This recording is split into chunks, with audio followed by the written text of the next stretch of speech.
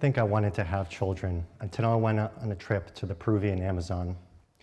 I was in my mid-20s at the time, already in a committed relationship with my now spouse, Kokoro. She knew she wanted to have kids, but I thought that having kids would erode my freedom, and so I was weary. The village that I ended up staying at for most of my trip was a small Shipibo village, quite remote. It took about a 7-hour boat ride to get there from the nearest town. The village itself was made up of about 8 families living in extended family units. While everything about this village felt quite different from my home, one of the biggest differences was the space that children occupied. Now, one of the interesting things about this was that I was staying in a house with 3 kids, one of whom was an infant. There was also a 3-year-old, as you can see here. And I barely heard any crying over the course of that week that I spent there. I'd been around kids plenty at that point to know that they tend to cry quite a bit. It's fairly natural behavior. But I barely heard a whimper for that whole week. And that was my first suspicion that something is going on here. In the morning when the kids would wake up, they would all immediately run outside after breakfast and form a large gaggle in the village commons. They would start to fish, to play, to do various household chores. There was rarely an adult around to actually supervise them. The older kids would be supervising the younger kids, and if something did happen, there was always an adult around who could help. And it was really hard for me to even tell which kids belonged to which adults. They treated all of them more or less as parental figures. Now, I had also been raised by multiple parental figures, but in my case, that included my mom, my dad, and a television set. So, like many of you, I was raised in a nuclear family, in my case in suburbia, and I didn't have that village context, and so I was left primarily to my own electronic devices. I was really interested in this setup, and I realized that if I was to ever have children, and I was starting to warm up to the idea at that point, I realized I would have to find a way to build this kind of village in a modern context. But I didn't have the opportunity or the desire to live with my family, and so I knew I was going to find an alternative chosen family. Well, fast forward a few years, and my first son, Michi, is born.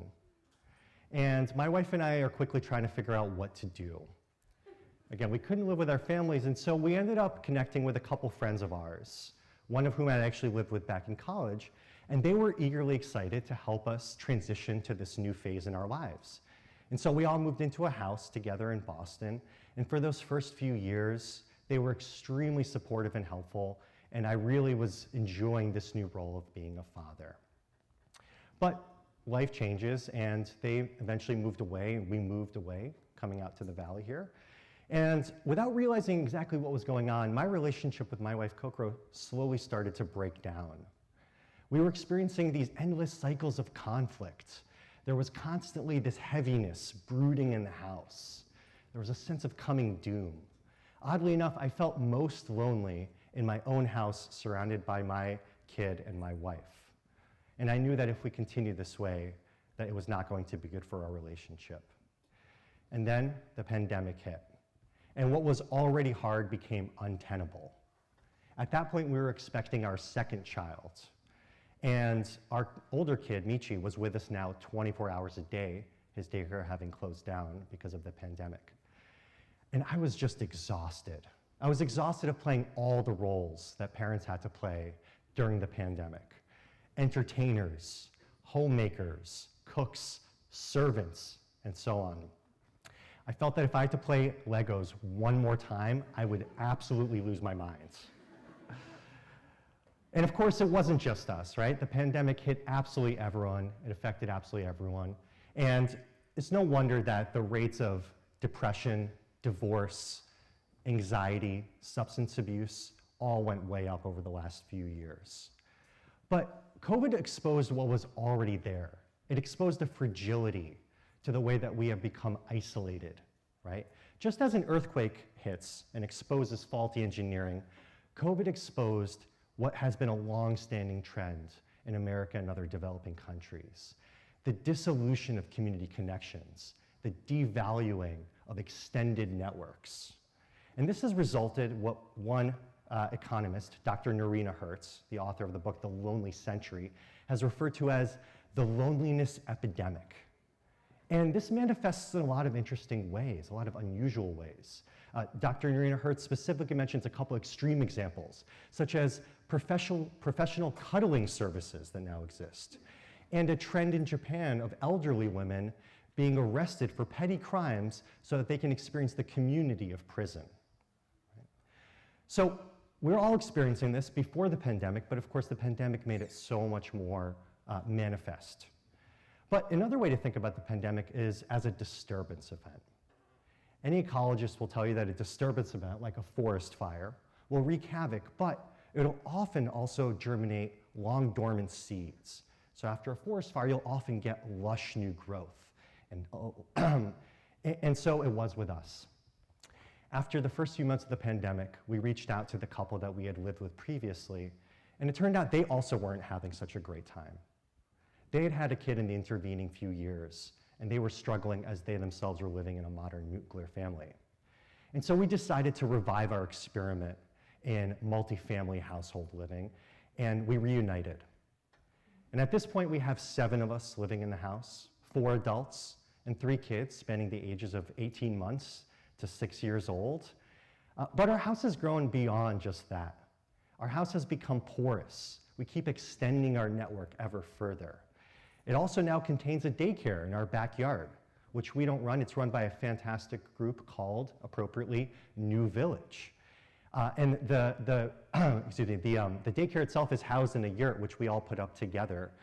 You can see this was the construction. We essentially held a big barn raising, and my son there, of course, was one of the main construction workers present. And this daycare is now where 2 of the kids of our household now attend regularly. And so our house continues to extend beyond. And I realized at some point, being an ecologically minded person and a gardener, I was reflecting on what exactly is it that makes our home village feel easy, feel so comfortable, and so supported. And I realized it's a lot of the same patterns that I've been studying in resilient ecosystems. So let's take a look at a few of those patterns right now. Niche, right? So every organism in nature has to specialize to an extent in order to survive. And so some of these niches may not be so pleasant. Right? Think of the dung beetle. Not exactly a niche most of us would want to inhabit, and yet, of course, it's essential for that ecosystem's general health, right? So there's always someone in nature who perfectly fits that role. But if we live in isolation, we have to play all those roles ourselves. In nuclear families, when we were isolated, I had to play all those roles. My wife had to play all those roles, many of which we did not enjoy in the least, including playing with Legos. And so in our household, we've been able to lean into those niches so that we can do the things that we really enjoy. So for example, there's Shuo, the serenader, the one who's always ready to play any Disney song at a whim's notice, the one who wakes up first every single morning and makes breakfast for every single kid in the house so that I can lounge in bed because I'm not much of a morning person. There's Lynn, the empath, the one who's incredibly adept at translating baby babble, the one who's constantly making peace among all the kids and the adults oftentimes too, the one who loves to make lunch late at night for all the kids the next day. There's Kokoro, the handy one who's able to fix anything, the one who has constant eye to detail, the one who's constantly making art for everyone, including with the kids. And there's me, of course, the homesteader, the one who's always got his hands in the dirt, the one who's growing food all the time, who's hosting elaborate dinners and cooking up banquets for everyone I can possibly invite over. And of course, there's the children, the youngest one, Yossi, the middle child, Juno, and the oldest one, Michi.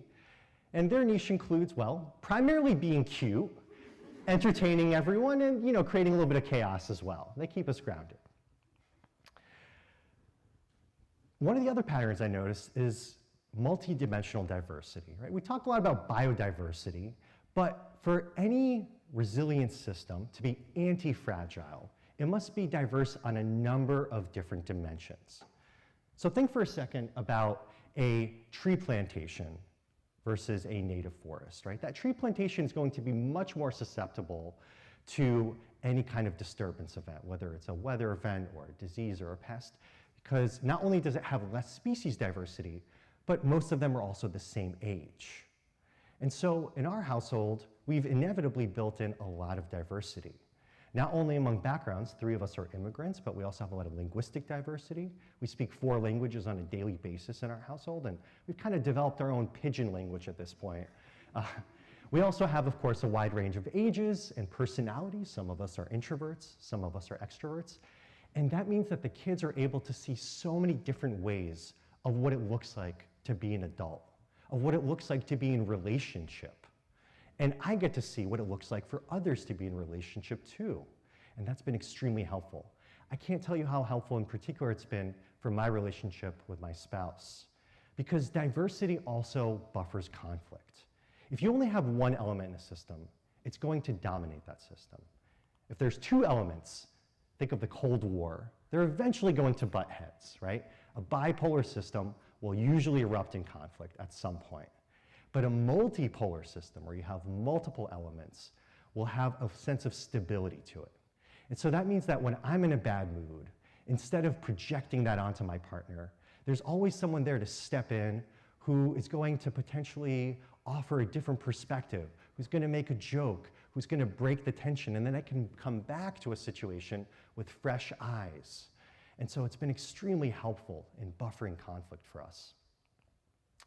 There's also a way in which emergent properties come out of any complex system, right? We're all part of superorganisms to some extent, and in nature there's superorganisms everywhere. Think of a beehive as one example. It's going to act quite differently from the individual organisms. A lot of properties emerge, such as the ability to think as a hive, the ability to swarm and duplicate, the ability to thermoregulate, and so on. Hives can display either placid or aggressive behavior, as they can have all these various emergent properties that create stability. And so we've had all these emergent properties come up too. Essentially, a home culture has emerged. And as much as I wanted to bring in some of these cultural artifacts, such as celebrating Shabbat on Fridays, I wasn't able to do that as a nuclear family. It just never seemed to work out. But now it seems quite easy for us. So, for example, we celebrate Chinese New Year now, and we make dumplings together every year. We celebrate Shabbat every Friday, as I mentioned. And some of those are a little bit more whimsical. So every year we have a photo shoot where we make our annual holiday card. So you can see a few of them there. And these are all the ways in which we're able to entertain each other on a regular basis, right? So I have built-in entertainment every single time I go home. One of the other really important principles in any ecosystem is this idea that nature always looks for the most energy-efficient pathway, the least effort for the greatest gain. One really interesting model organism to look at, to think about this, is a slime mold. So there was a really interesting experiment done some years ago where they introduced the slime mold into a model replica of the city of Tokyo. Population-dense areas were replaced with food sources, and they wanted to see what path the slime mold would take to move through that system. And it turned out that that slime mold created an almost exact replica to the Tokyo rail system, which was actually designed to be hyper-efficient itself, right? So that manifests in various ways in our households, right? And it's emerged all of a sudden in ways that we didn't necessarily expect. So instead of all of us having to make a separate bath time with the kids, they decided they would much rather do it together. And what that means is that as an adult, I now have more time to do other things. It means that when one of us reads, all of the kids will just all of a sudden come together. And again, that frees the adults to pursue other interests in their lives. When we cook, it means that I don't have to cook every single day. It means I get to cook one time a week, and I get to make an elaborate meal and think about it all week long. And it means that the rest of the nights, I get fed a feast. So I kind of enjoyed that part of it.